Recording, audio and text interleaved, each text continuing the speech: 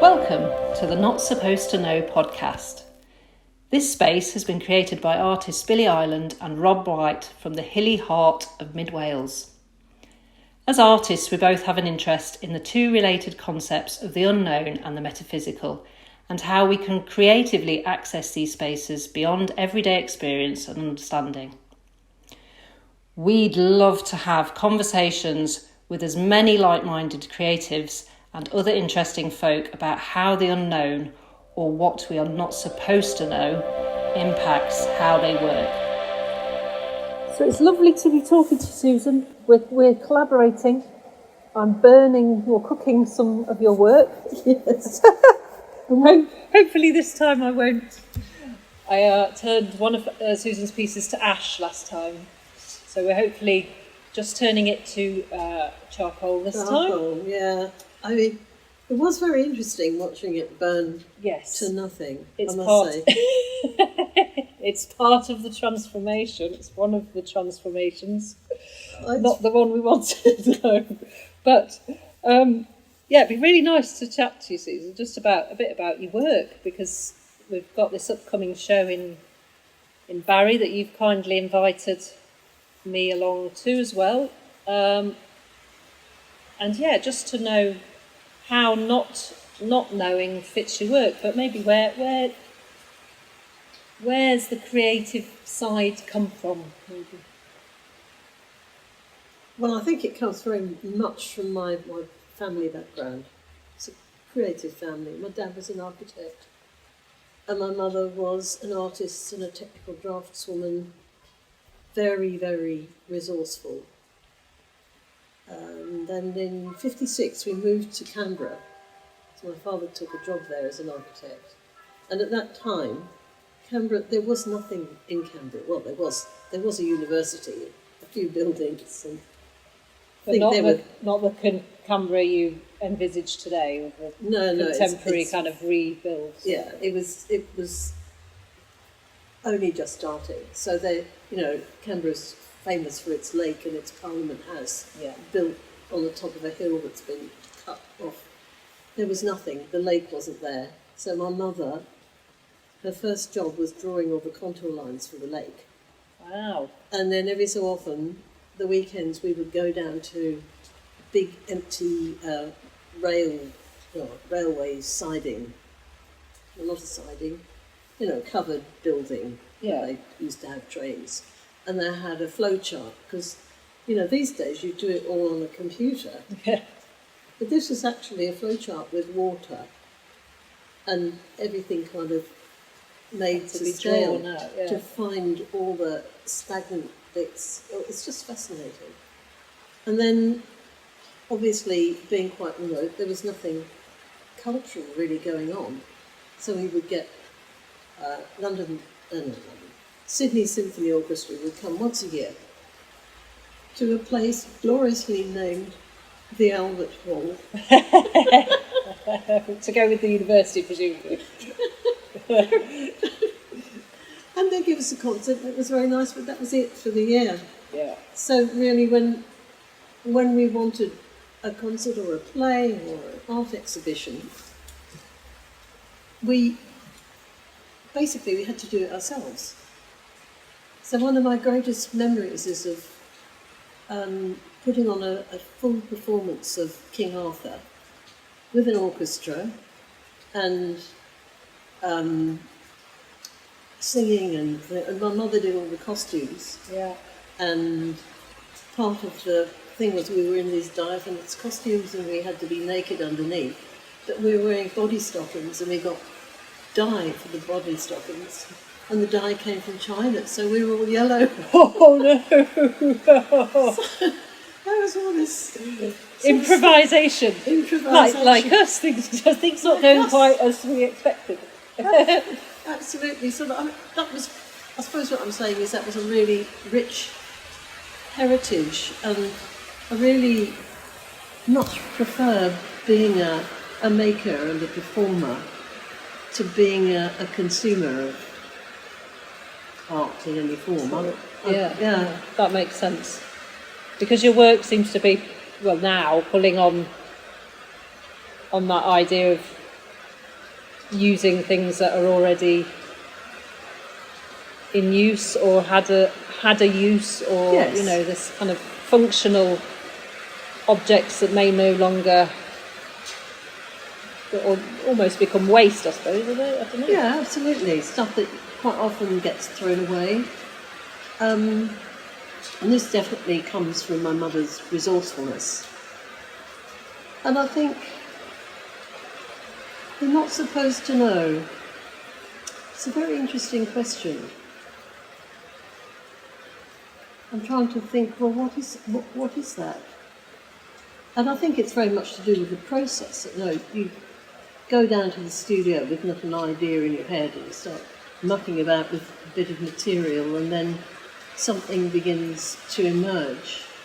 And when I'm making things, I don't really know. There isn't a plan. What the outcome is. Yeah. Eventually, some kind of way forward develops, but I don't really know what it's going to be ultimately or where it can go. So does that make the materials lead the way in a way? Or I've heard you talk before about the materials kind of having talking to you, I suppose. Yes, well, there's a kind of conversation about, like, for instance, with the corrugated cardboard, which is fluted on one side and flat on the other. There was this thing about, well, can I make you bend the other way?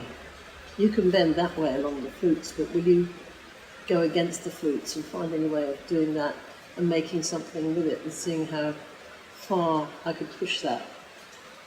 That's interesting, because that sounds like a performance almost, doesn't it? There's sort of like the physicality of the material as well. Yes, yeah. It's which I suppose goes with some of your work previously has been like fibre art related, which always becomes kind of embodied. Stuff relates to our physicality sometimes, and yes, or most of the time, or the way we manipulate it does. Yes. Yeah. So it's definitely to do with the aesthetic and physical potential inherent in the material, I would say, and how you kind of explore that. But it's often when I'm doing something, I suddenly remember where it came from. Like I did a lot of work with veils and screens and grids and things. And I was thinking, what on earth is all this about? Because I'm quite obsessed with them still. Yeah. And then I remembered being probably 3. Couldn't have been any older because my brother was born when I was about 3 or 2.5. And I remember being in my cot, which had those kind of woven rattan sides. And I would, both look through them and stick my finger into the holes. Little holes, that little circular, indentation on the end of my finger, and I thought, oh gosh, that's where that's what it was. The grids comes from. And I often find that there's something like that while I'm working, I will remember something that I've forgotten.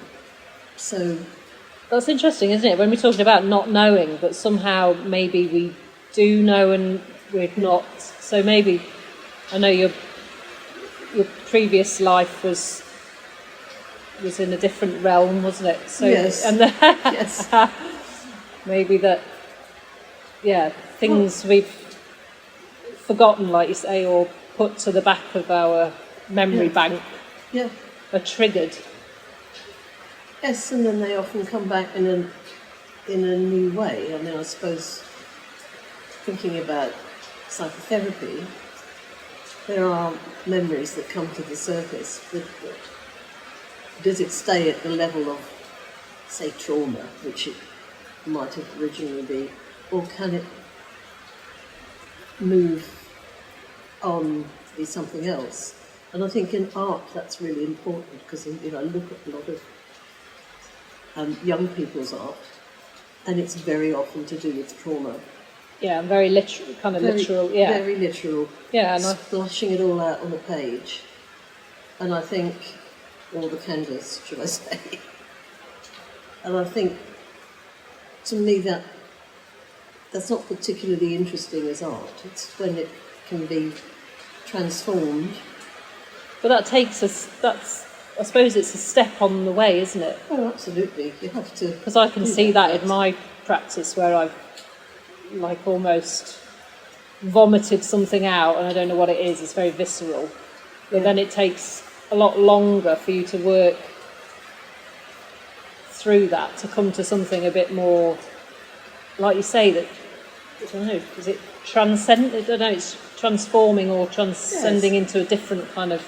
Yeah, a different kind of presentation of the story. Yes, absolutely. And I can see, thinking about back to some of the paintings you were showing us when we first started to talk in supervision, and where they had all come from. Yeah. And that was very much the beginning, or a stage in the process of digesting the things that had happened to you in the course of becoming a mother. Yeah. And I do wonder now whether it's about a real a focused time where you're allowed to really, really stick with something, and you allow yourself the time and almost the discipline, I suppose, of a course or some sort of thing that structures your time, that then pushes it into a more, I don't know, like your work is very, I don't want to say precise, I don't mean precise, but it's very considered in a way. But then you'll say you're not sure what you're considering, but you're having this, but I suppose the conversation with the materials is more considered. Yeah, I suppose the considering comes in the editing afterwards, when you finish something and you look at it and think, oh, yes, you exist separately from me. So this is like the baby thing, isn't it? You are a separate being and you can go into the world, and some stick on the shelf and some in the bin. Yeah, so it's what you want to put out into the world. Yes. And what's just part of the process in a way. I would say so. Which is always difficult, isn't it? It's very difficult. Because it's very hard to say to something you've made, no, you're not ready for the world. The world is not ready for you. But there's quite a maturity in that way of thinking as well, that, I feel like I'm still way off that in some ways, whereas, that you have to be, I don't know, you have to allow the time in between making and reflecting and that kind of whole process, don't you, of play or research, and then the making and then the reflecting. You have to just, all of that's really significant, rather than just play, make. Yes. Without the time to digest it in a way. And as you're saying, when you're doing the course, somehow that whole process does get structured. Yeah. Because you get challenged by tutors and by other people saying, what's all this about? Well, that's why these conversations are really vital, aren't they? Especially, I think, as artists that live, in quite rural or kind of out of the cultural throng in the extremities of the country, you feel like the conversation... I'll just have to explain how much it's raining for the recording. We've chosen to burn some stuff on the wettest day so far. But there is a nice veil. You're talking about veils. We've got a veil of water. We do. It's like being under a waterfall. It's thoroughly Welsh today. Very Welsh. Very Welsh. Very Welsh. Yeah. I suppose, this is also why I've decided to do the film, the practice space come through, because I really need that context of being with other artists and working, particularly as I came to the MA without having an undergraduate degree. I'd just done a foundation. So I often feel the lack of that kind of solid education that comes from the undergraduate degree. Yeah. Well, I don't know, some of us did it a long time ago when we weren't perhaps taking it as seriously as we could have done anyway. Oh, yeah. I mean, it's all times, points in the process, isn't it? Of your life and everything, when it makes sense, isn't it, to do. But yeah, I think having people to question, that's the interesting thing, isn't it, about not knowing, is about having that opportunity to question without answers as well. Yes. And having people around who are going to challenge you and question. Yes. And help you, but not expect a definitive answers, is really good for the kind of making, isn't it? Oh, absolutely. I think it's made a lot of difference to me, I think, having those conversations. And I mean, sometimes quite like small things. So another student saying to me, you put that piece you've made on the wrong background. It's too white, it needs to be off-white or ivory or something. And I took notice, and it absolutely transformed the piece that I've made, and I thought, that might never have happened. I might have just left it stuck on the white paper and then it wouldn't be right. Yeah, it's interesting having gone through the kind of curating process with you as well, how both of our works were kind of transformed in how we showed them to the world. Yeah, the context. Yeah, absolutely. And that was a real development for me, because I'm kind of cluttered in my reality and day-to-day working and living and the necessities of life. Yeah. Yes. Whereas I feel like you do have a bit more of a grasp on the kind of minimal, less is more, to show something's power in a way. Yes. Because we both have a work that kind of needs that space, don't we? Absolutely. And I think that partly comes from, being born into mid-century, well, being raised in mid-century aesthetic, which is very pure. And it's also partly supervision, Miranda sort of just saying, like, just cut it back, pare it down, pare it down, and being quite firm about that, which is extremely helpful.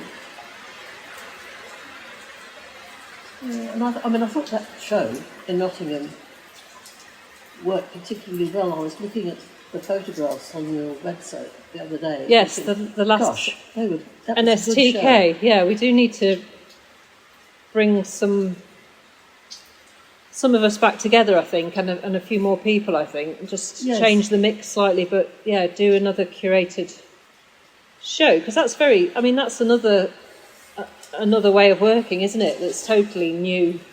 How soggy are you getting, Susan? Oh, okay, right. Thanks. Yeah. And I think it helps the work as well, doesn't it? It kind of changes the frame of how you see your own work as well, and what you might do next. Yes. Or even revisit older pieces that you've kind of not forgotten about, but kind of thought they'd had their time, but you see them in a new light, don't you? Yes, absolutely. And how they can be further transformed. I've got some pieces stuck away in my old studio, university studio, that I'm going to pull out and I'm going to alter them. And I'd quite like to cut them up and put them in the fire at some point. Yeah. It's part of the. Well, I'm quite interested in the ritual side of the process of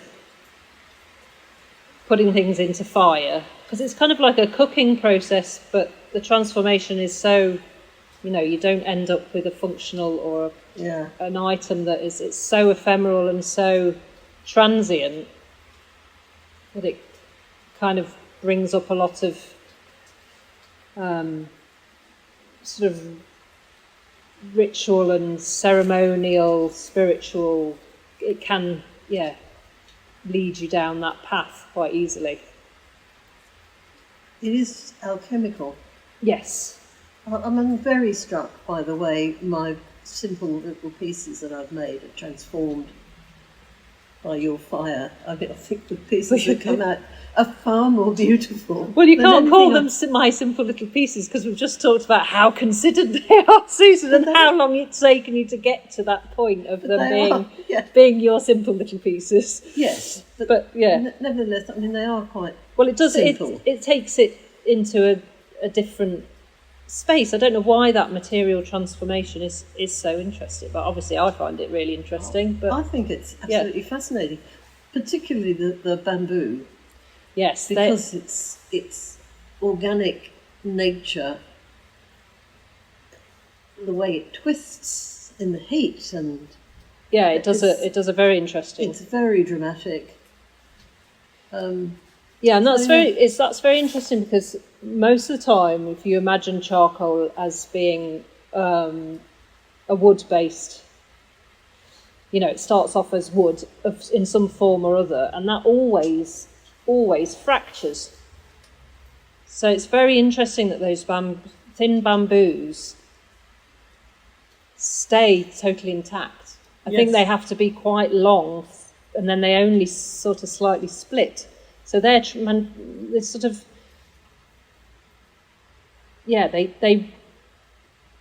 the composition is obviously very different to a lot of other woody materials, which in itself is very interesting. Which is presumably why it gets used for scaffolding and it's got that bounce, hasn't it? It's got. I mean, there are a lot of other plants that do interesting things similarly, that have that kind of core. They've got a membranous sort of spongy core, I suppose. Yeah, they're always. Yeah, they always do quite fascinating things. But I might go and put another log on, Susan. What do you think? What I was going to ask you was, I suppose when we're looking at having your pieces as comparisons in a way, and not knowing what the resultant piece will be like that ends up as biochar, charcoal, carbonised sort of sculpture. And again, that not knowing is very exciting. Yes. But we know through the work we've done already that whatever happens, it will be beautiful. Yes. Yeah. And intriguing, kind of. But that's the exciting bit, sort of sitting and waiting, if I haven't cremated it properly. Yes. I haven't this time, but I could add some wood. So you'll just hear me messing about. Right. Yeah. The other interesting thing is what happens to the biochar pieces in the car on the way to Barry. Well, I have manoeuvred that what was it, 5 foot by. Yes. Yes. So it is possible to. It is possible. Manoeuvre them. It's postal.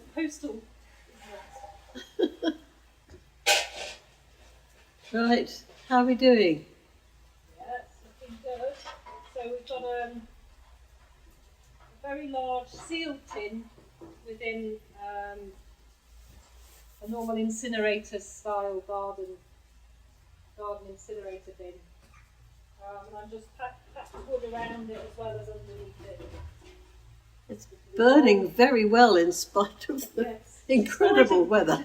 Despite the torrential downpour, I luckily started the fire and put the lid on. Yeah.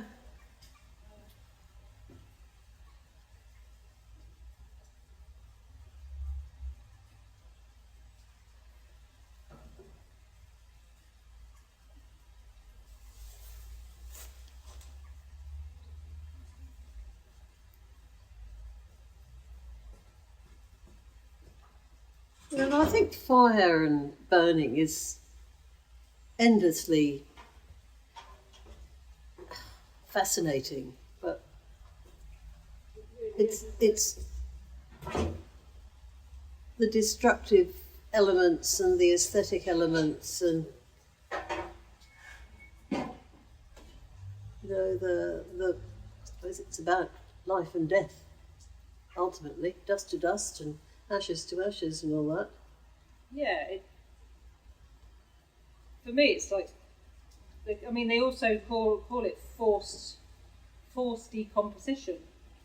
Right. So if you think in a space of half an hour you can force something back into its sort of elemental, essential state. Yeah.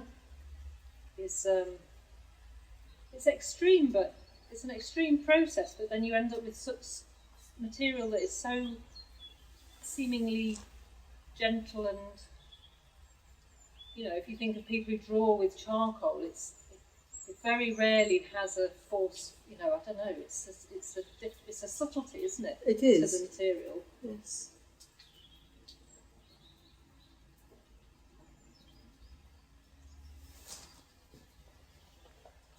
I saw a programme last night where a woman brought a teddy bear which had been burnt in a house fire, and everything in the house was destroyed, but this teddy had been thrown out of the house, already very damaged, and the owner, the daughter of the woman to whom this teddy had been given when she was a child, brought this teddy to the repair shop. And you looked at it and you think, this is completely beyond being fixed. Why did she think anybody could do anything with it?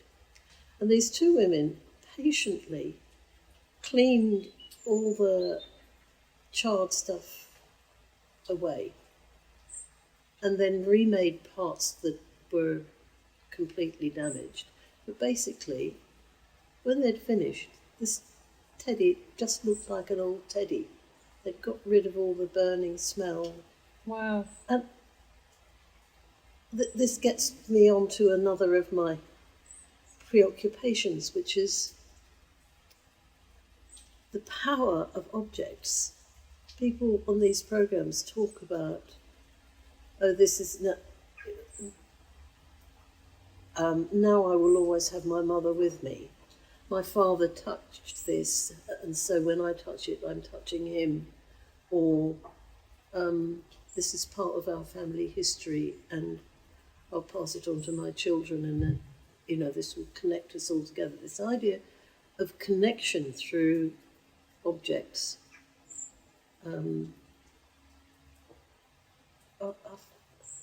I find it endlessly fascinating. Absolutely. Yeah, I've got a kind of obsession with hair, and I mean that's quite an obvious physical one, isn't it? But I find hair art very interesting. Again, I suppose it's very a bit like biochar in a way, a bit like charcoal, and it's very sort of pure elemental sort of material, isn't it? Yes. But yeah, then it's so human. I suppose hair isn't always human, is it? But yeah, in the context I'm talking about, it's... Yes, it's in hair art, it very often is, isn't it? Yeah. And interestingly, you can't do anything with hair when it comes to biochar, because it just turns to a gummy... Oh really? Gummy It kind mess. of melts? Yeah, so keratin doesn't... So anything nail, kind of horn, hair based, so wool as well, and all those sort of animal fibres. Yeah, don't bode well in in a biochar tin. Yeah, which is interesting. Yeah. So yeah, it's part. I mean, they're the interesting side. You know, you realise. I suppose bone as well. Bone does beautiful things when it's put through the pyrolysis process, but it isn't biochar, because obviously it starts off as a different material, a calcium-based material in the first place. So yeah, it's interesting, keratin and bone, how they react very differently. Sorry, I've gone completely off tangent there, Susan. You were talking about the power of the object. But yes. So but then presumably you're not thinking power of the object when you're making, because that would kind of presumably make the making something else, wouldn't it? Something too intentional. Yeah. Yes, I think that comes in more at the point when an object has kind of reached a point where it's not going to go any further, and you look at it more objectively to decide that this is the editing process. Can this object take its place in the world? Yeah. What's separate? What's its potency? Yeah, now separate it's been from transformed. me. Yeah. And is it just a bit of something and nothing, or does it have some kind of aesthetic or emotional traction that will affect other people? It's interesting. Or might affect other people. Because your objects presumably have something. They have the ignition point to draw you in the first place to the material or the object, because they're generally already processed or part formed. Yes. You know, can be packaging, or like your works with the pallets. Yes. So they've got to have kind of their own potency in the beginning. Yes. But then a different story as you've manipulated or constructed or changed. Yes. Yeah. And certainly, I mean, that's how the pallets started. There was one in the garden. And I started looking at it. It was just outside my studio door, and I started looking at it thinking how very cleverly it had been designed. It's a simple object, but functionally it's perfect for what it does, but it's also quite aesthetic because of its proportions and the way the weight had been kept down by having some of the slats not as big as the others and all sorts of stuff like that. And I thought, and I just want to make a building with these things. I want to make an enclosure, like a small room with a top, and gild the inside and put a light inside it, and that would be like a kind of a conceptual stable at Christmas time. That was my plan. Right, yeah, you can feel the shrine kind of. Yeah. Yeah. And it was just the beginning of lockdown and all that sort of stuff. So anyway, I couldn't get any more pallets, and anyway they're too heavy for me to lift. And I was just then I thought, well, I could just make a model and see what. And I started making models, and finally got some laser cut ply to create these 300 scale model pallets. You can build them make them into any sort of structure, but I quite like the tall, thin one that I normally. It's like a tower. Yeah. The tower. Yeah, the stack. Obelisk kind of. Yeah. They were very beautiful as well in their own right. But yeah, then in their different sort of.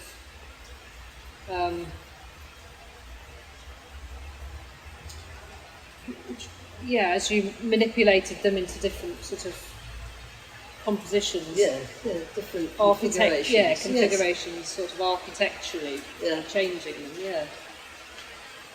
And it's still got that grid formation when they're built up, and you can look through, and it's just. I love the way you kind of think you're doing something different, and you end up with the same idea somehow is encapsulated in it. So what is it with repetition, do you think, and grids, and because you a bit like some of my folding has lots of repetition, and there's this time intensive way of working. I think a lot of your work has that element as well, doesn't it? Yes, a lot of repetition and time. And I think that there's a kind of meditative process of constantly doing the same thing. It gradually kind of moving through a process that produces a new object. I'm thinking about all those pieces I made with pierced card and string and beads. Yeah, the bead, the whole kind of threaded thing as well, isn't it? Yeah, the meditative process of that. But it was. But that also, I find that creates a space for other stuff to come up in a way. You by doing those sort of repetition, that there's a part of you that kind of shuts down, which opens up a different part, which is also sort of touches on that not knowing bit. It's the space where you're not functioning in the outside world. There's something. It's a different space where kind of sounds silly saying magical, but kind of really interesting things can come through and happen and make you say wow, even though they can be very simple. Yes. Yeah. And it's interesting that those pieces, the strung beads, came into being at the beginning of the COVID lockdown, and I was, like many people, totally shocked and taken back and rather depressed about what was going on. And it was just a way of making sure I did something every day, but it would one more hole and one more string and 1 foot forward. And that sort of kept me going to the studio and making stuff most of the time. Yeah. I think we get. I don't know, I end up making quite seasonally as well. I don't know whether that happens. A lot of the repetition of works happens in the kind of slower season, I suppose, in the winter months. I suppose that's the natural kind of way of being, isn't it? We sort of recede a little. Yes. And again, that allows a bit of space for interesting things to come sideways. Yes. Robert, you can join the conversation. He's just brought us cups of tea. Okay. Yeah. In a minute. In a minute. Yeah, I mean, it's a bit like, it reminds me of what life might have been like in times when there wasn't electricity. So you'd sit at home and you'd make your tallow candles and you'd mend your clothes and do spinning and do the things that you needed for the busy yes seasons. Which makes me think of one of the things I often turn over in my mind is this question of because the techniques I use are craft techniques. They're not traditional art techniques. Yeah. So is this work that I make, is it these productions of mine, these artefacts, are they art or are they something else? But they don't have they don't have a use. And there is a definition of art, and I think it's Wittgenstein, forgive me if it's wrong, he said it's art if it can't be anything else, which is an interesting thought. That is that's very interesting, because that's my constant not problem, but it's my constant question now is I'm making stuff that quite probably doesn't exist for long. So, yeah, where does it sit? And again, like you say, craft processes. No, but I think art embodies so many fields now, and I think it's culturally being used to just open up questioning about the world as a way of doing that in a different way. And so anything that you do that opens up that questioning and gives different perspectives makes it art, I suppose. There is, that art itself comes from a Latin word ars, and that actually means craft and technique. It was never intended as in Latin times. It wasn't meant to mean pieces that are associated with the maker. It was more to do with the artisan, would you say? Yeah. The artisan and representation was the thing. And I suppose, according to Plato and my recent reading. Crikey. Yeah. So, and that idea didn't really disappear until Giotto, because until then the religious paintings were all very, very stylized, and the people who did those paintings were artisans, whereas Giotto starts painting actual people that you can recognise as different individuals. They're not stylised. And from then on, the idea of the medieval artist as an anonymous craftsperson kind of fades away. Yeah.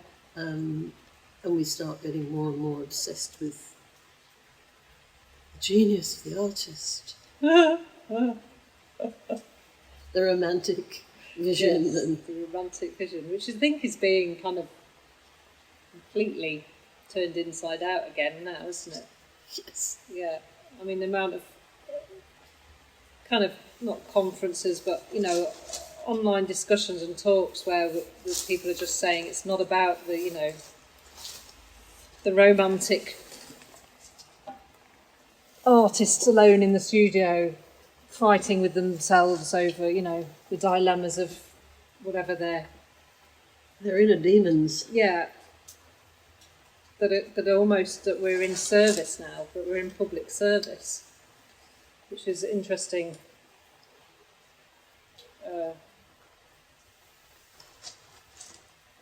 And the amount of artists that worked with now who are definitely totally in the craft camp.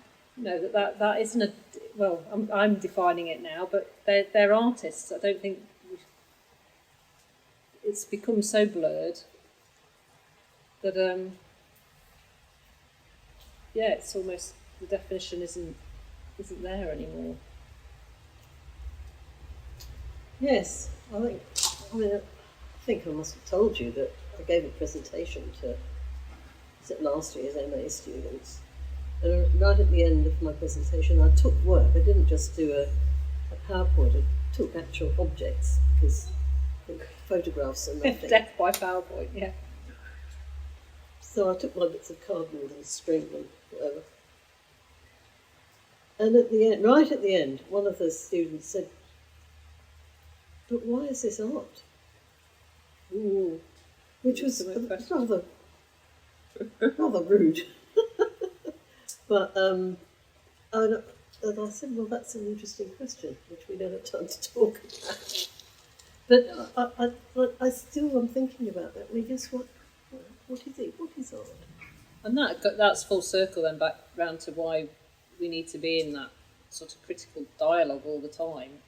Yeah. Because that's actually where it's interesting, isn't it? When somebody actually questions what you're doing and why. Yeah. And is it relevant, and is it important, and is it, a think as artists we're always in that. We're either in an ego, some people are in an ego state of course this is, very important. I've made it. It's been born into the world, from my hand. Or it's what is this I've just made, and why have I, and is it relevant, and is it worthy, and should it be called art, or what does it mean if it's called art? Or I'm a bit worried about this thing about relevance, though, because it does seem like things have no value unless they're relevant. And what is that? I mean, because that seems like I'm going to have to put myself in the field of recycling or upcycling or something, non-waste. Actually, for me, it isn't really about that. It's about the qualities of the materials and the shapes and so it's much more kind of on an aesthetic basis. Yeah, I think it all comes down to value in a way that on what the artist works by. But when it's out in the world, then it's put into context that either give it value or don't give it value. Yeah. But that's constantly shifting as well, isn't it? That's what, depending on what's happening in the world and who's saying what's relevant as well. Yeah. It's also, it's very interesting. People look at stuff and make interpretations which were never intended, and that doesn't really bother me. I think it's quite interesting. No, I think that has to happen, isn't it? Because you don't want, like you've said before, you don't want, in a way, you don't want to explain a piece away, do you? You want it to sit on have its own agency, and so if somebody else takes something away from it, that's just the agency it's had for them, isn't it, in a way? Yeah. Or whatever they've brought to it.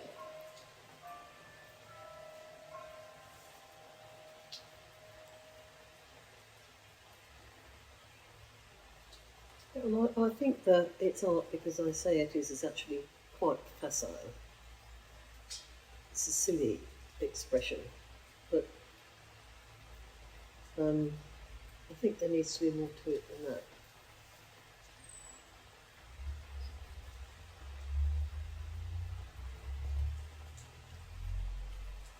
But maybe not. I find it an unsatisfying response, or it's art because I say it is. If I got a load of dog poo and put it on a piece of cardboard in the middle of the floor, do I say that's art because I say it is? Well, but then it could be, couldn't it? Because anybody could interpret. It's like the guy who put his own feces in a tin, isn't it?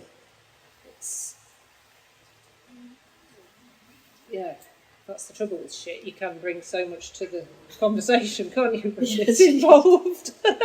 So you've chosen a really bad thing to use this. Sorry. Especially with the state of the world. I think that's a very poignant piece of art. But